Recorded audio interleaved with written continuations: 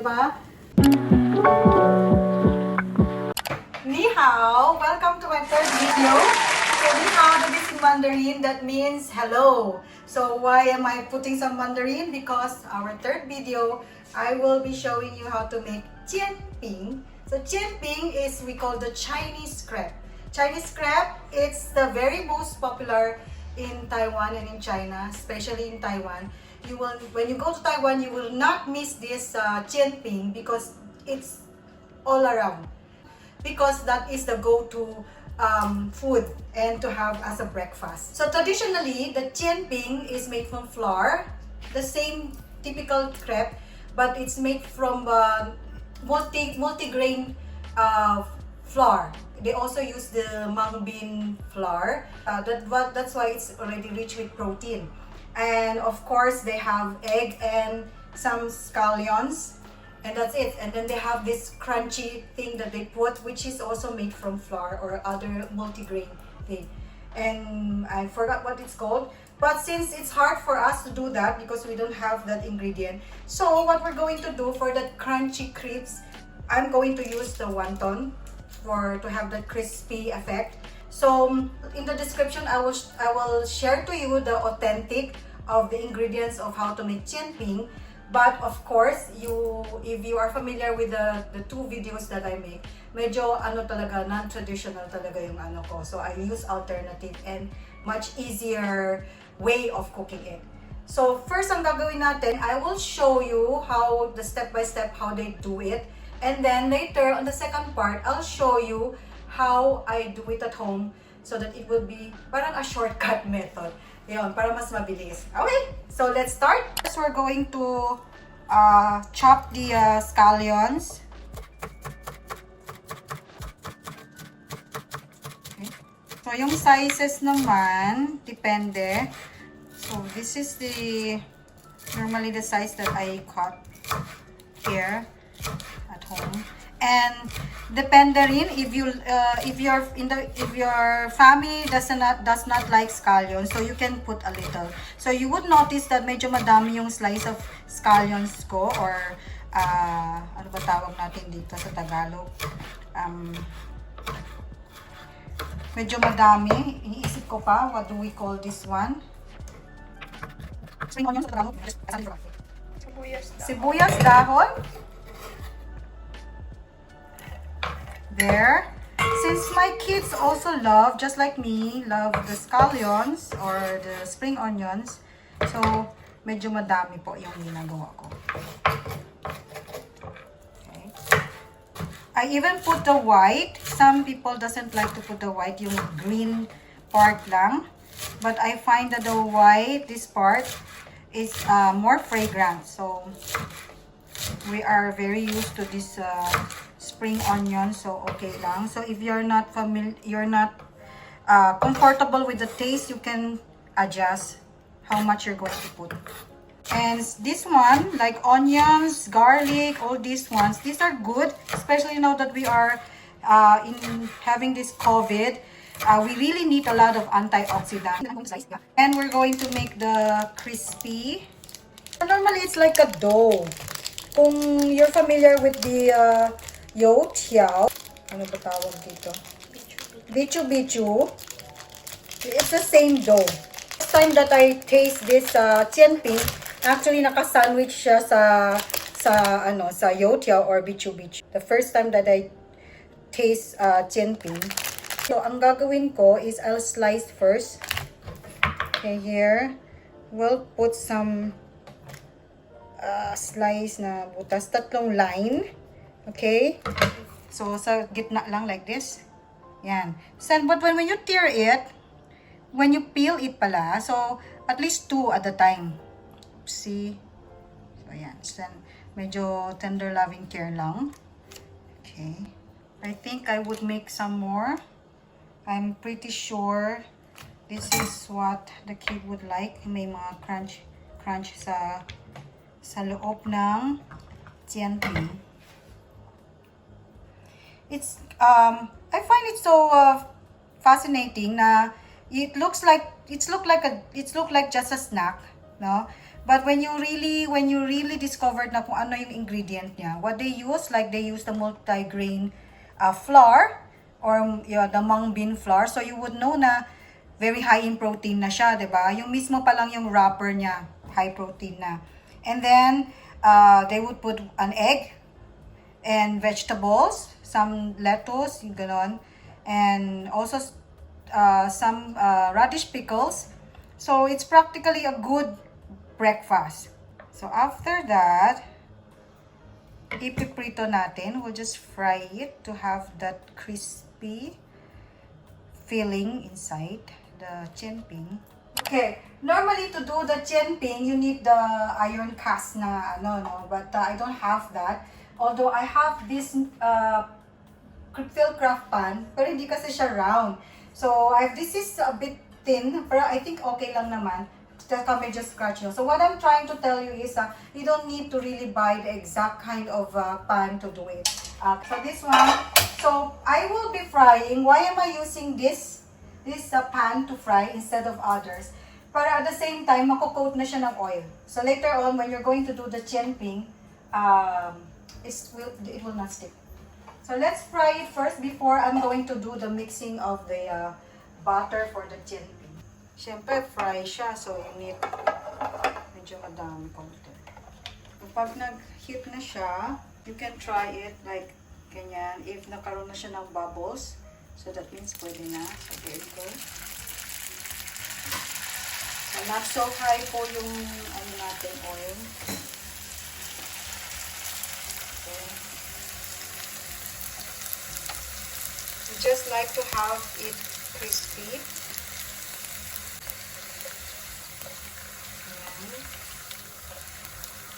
Okay, ganyan na.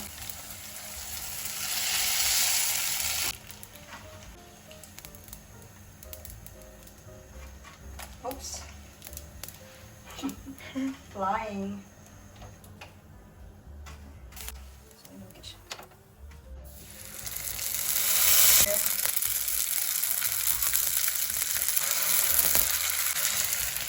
Now, if you don't like to do this, okay, you can buy tortillas. So, yun, ready-made. Tortillas na lang, pwede rin. Anyway, it says naman, this dough is made from any wheat. So, tortillas is a wheat or corn flour siya. So, pwede. You can use it also. Yeah. Next time, siguro I will try also the tortillas. I just got the idea now na pwede naman. What you just want to achieve is you have something that is crunchy. Sa loob ng Jian Bing. When you go to the street where sa Taiwan, you would really see that they would deep fry it ang dami. So they usually do their own dough and they deep fry it. So now we already have our crunchy dough. So now we're going to do the Jian Bing. That is, normally they will use the multi-grain flour or corn flour, wheat flour. Since I don't have that and I want it to be easy, so we will going to use is all-purpose flour and cornstarch. Okay, we will make medyo madami because the kids love it. Then 2 cups of flour. Then 1 cup of starch. So now we have here the 2 cups of flour, 1 cup of cornstarch, and I put in 4 cups of water. But na-discover ko parang medyo siya watery. So what we're going to do is so you can also do same na lang din, bale like 3 cups, then 3 cups water.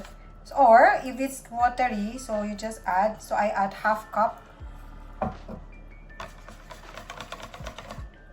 What you're gonna want to have is medyo watery butter, but not so watery, parang cream type siya. If you're familiar in crepe, so you would know what's the consistency is. Ayan. Now, normally what they put is they will put salt and pepper. So, what I discovered is I watched this video of sa Korean naman. What they put is the patis, the fish sauce.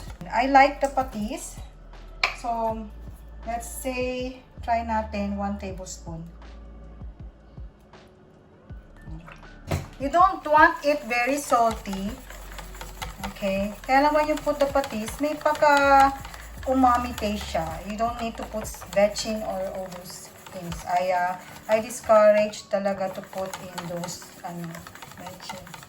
So that will be the parang yung mo na umami taste. And then white pepper, this one.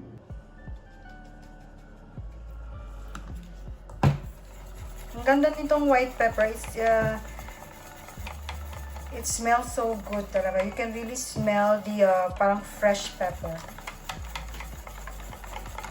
And then normally I will try get a little. Okay, so may konting salty na siya. What we want is a little bit salty lang because we will still add some of the ingredients na medyo maalat din. So ayan. So let's cook. We have the oil that we use to do the frying of the wonton. So I'll just okay, so ayan, makita mo, I have 3 containers here. Yeah. So separately yung oil for the fish, chicken, and for the pork. Or use oil there. So at least it's oily. So you can drain naman if you are very conscious of oil. So iinit muna natin. Not so hot. So, pag medyo konting init na siya, because it would be very difficult for you to stir. So, pour it in the middle. So, ayan. And then, I will ikot-ikotin to make a more thinner. Okay. Medyo madami yung oil natin. So, it's okay lang. So, ayan. This is as thin as I can get. Pag makita mo dun sa talaga, how they in the Taiwan street, they really have that flat cast for the crepe, and then so sobrang thin siya. So we'll crack 1 egg there. Okay. And we'll just spread it.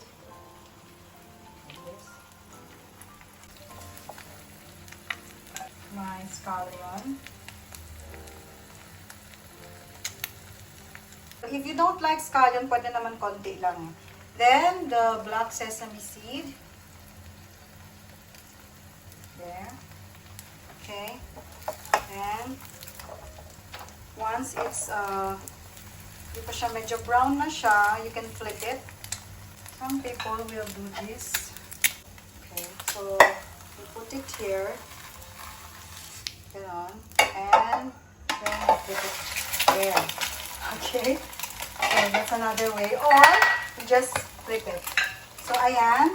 So here on top, you're going to put the, okay, what they do, they put the radish pickles. So medyo salty siya, konti lang din. Put some in the center. While yung sa baba is cooking. Then, I'm going to put, normally they have this, the chili paste, sweet chili paste, So if you don't like chili, you can just put sweet tomato ketchup. Then, for us, we love the gochujang. The same, it's the same, it's just that gochujang has more garlicky. So, yun. Or you can also have the Chinese, this one, the Taiwan hot soybean chili paste. So, medyo nasunog na siya. If medyo like me, because I'm talking, no? So, I just turn it off first. Ay, bago pa. Okay, so I still have the, kanina bago kasi yon. So, ito. I like the gochujang, so ang nagalagay ko lang dyan. So, actually, nabaliktad ko. So, normally, dapat you put the gochujang first before the radish. So gochujang first, the sauce first, the chili paste first, and the radish. Okay. Then I will get the crunch. Andito po. So I'll show you. Let's put it here. Ayan. So So this, my crepe is small, so ang gagawin ko, I'll just put it here on the center. So gawin ko na lang ng ganyan, dalawa. Then I like also to put some vegetables. I already washed my lettuce. So I'll just put it there. Yan. Okay. Then we're going to flip it.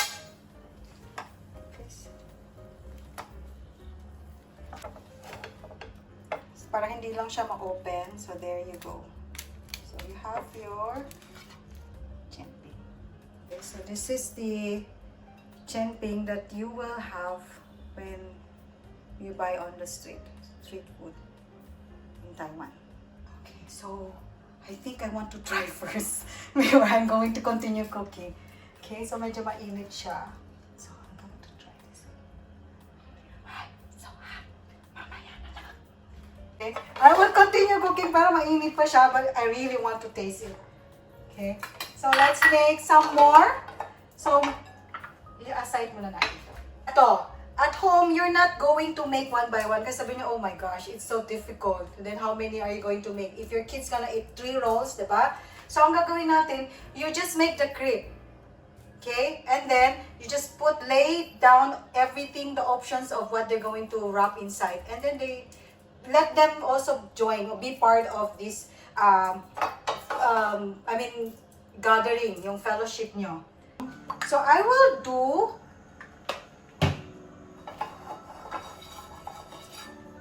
a few, the same as what I did a while ago. Okay? Yung plain. Okay. So, instead of cracking 1 egg in each crepe, we're going to distribute it kasi medyo malaki yung egg natin. So, you just, when you beat, not so much, para meron siyang konting, hindi siya very much mixed. So, again, so my pan is hot. Going to put my dough, my butter, okay, sa gitna. And then, you just roll as much as you can to make it to spread evenly, make it more bigger. Just spread a little of the egg. Yan. So, 2 eggs, you can at least make into 4 na. And of course, your scallion. And your sesame. Yung option to, if you don't like, okay lang. Okay, medyo taas mo na yung fire para mabilis siya because you're going to flip it.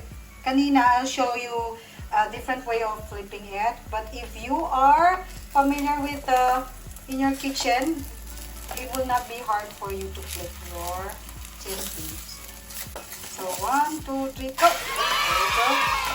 Or you can also double it if you like. Mga kids ko said they love the scallion, so iwari na natin.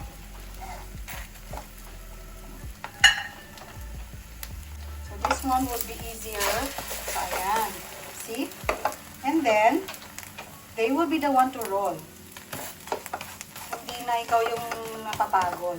And it is really good. So, you get them engaged para they would have time. And then that would be a time for you to have the chance to talk with each other. You know, sometimes, hindi lang naman minsan na ikaw yung mom na wanted to you have something to ask them, no? Especially when teenager, medyo alanganin tayo.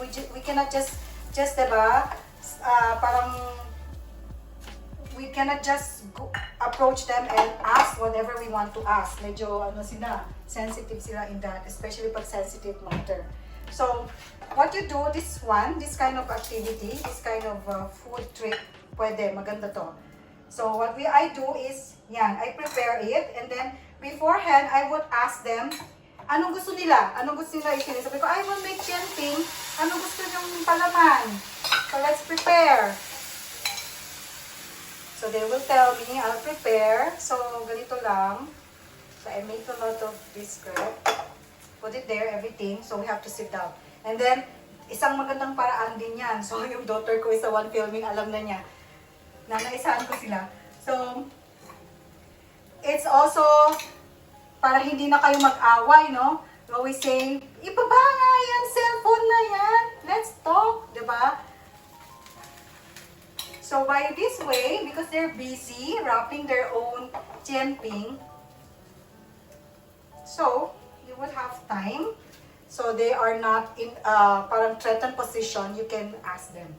You can first start opening the conversation about the Jian Bing, about the food, and then later on, hindi mo na lang alam talaga. Because you know, sometimes, mga kids din natin, they want to talk to you. Hindi lang talaga din nila alam paano mag-open up. You would not imagine saan napunta yung conversation nyo. And then all things, no, na something that are bothering them, nasasabi na nila. And of course, ikaw din. And then, because sometimes, dahil sa food, we can be able to patch up or clarify some misunderstanding at home. Okay? So, ang dami ko nang sinasabi, di ba? Kasi, yan. So, isa na yung sikreto. I'm not cooking because gusto ko lang mag-cook. Sometimes, it's a kind of a way to bring the family together. And of course, pero kailangan wise ka. Hindi yung ikaw yung doing all the work. So, at the same time, you also encouraging them how to be creative, how to adjust. And then it's also good to introduce food na not exactly as what we see. So, parang ganun ang alternative siya. So that they could adjust in situations. Hindi naman parati perfect, di ba? So when there is a very uncommon situation, they easily adjust and they would face it with positivity, fun, creative, and yun. So like, I don't have that sweet bean paste na galing talaga sa Taiwan. So I figure out na I'll use Gochujang because that's their favorite also. You know naman ngayon, Korean, it's really in. And when you really read on the ingredients, kung ano yung laman, it's practically almost the same. Pareho lang yan. So, at the same time, you're teaching your kids, so no matter what age they are, you're teaching your kids na okay lang wala yon, and then they could find their ways, no, to make their own. Okay, find an alternative. I'm really proud to say that my kids, they have long patience, not because I keep on telling them to have long patience, it's because of ganito, like this kind of activity. Then they get to become creative. So pag may problem or something that is complicated come along, they will just find ways to make it worthwhile. So, ayan. Ilan na ba? 4 na ba? Okay. Now, let's turn it off first. Ayan, medyo marami pa yung dough ko. So, what I'm going to do is, kasi napagod na rin ako, I want to finish it right away. And para medyo tipid din sa egg, what you do, mix it up. And, lahat, dalhin mo na, ilagay mo na sa loob. Yan, sobrang marami to. So, so much na. There. Ayan. So, this one, this becomes, kanina, this is called Jian Bing. Okay?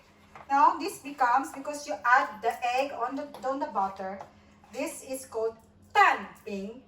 Okay? Kasi may egg, tan. Tan is, chi tan is chicken egg. In Mandarin, chi tan. Okay? So, there you have it. So, ayan. Same procedure. So, ngayon, wala ka nang lalagay-lagay. What you're going to do is just pour a little bit of oil. Ayan. Then, get some, scoop some, pour. Siguro 1/3 cup lang ha. If your pan is almost the same size as mine. Ayan.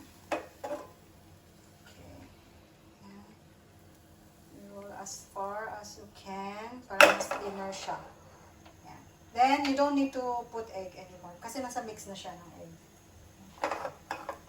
Ganun na. Then flip it. Pwede ko na ba try? Try ko nga. So I'm excited. So we'll try the original part. Yeah. So crunchy siya.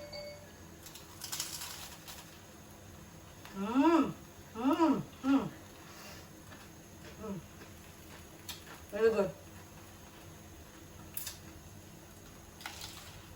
Masarap na ang luto ko. Time to flip.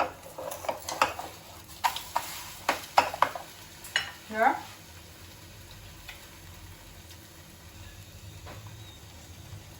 So, ganyan. So, they thought I'm not eating, diba? Pag i-ano ko doon, when I will offer it to them, actually, busog na ako. Because I already ate. Kunyari lang yan na nagda-diet. You have to try this. So good! And healthy.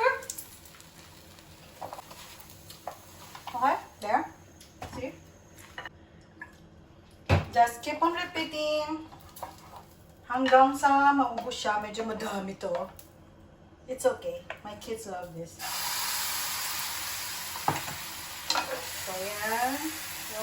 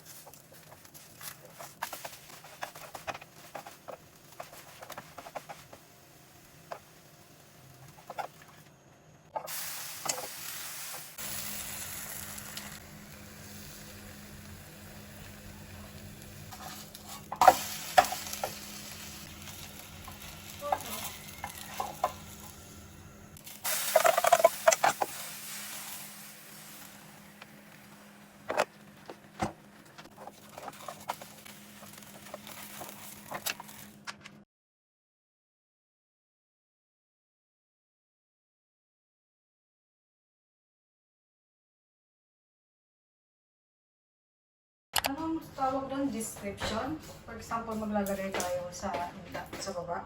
Oo. Ganun na to? Whatever you want. Tatanggalin ko yan. Para lang mas malapit sa'yo sa start.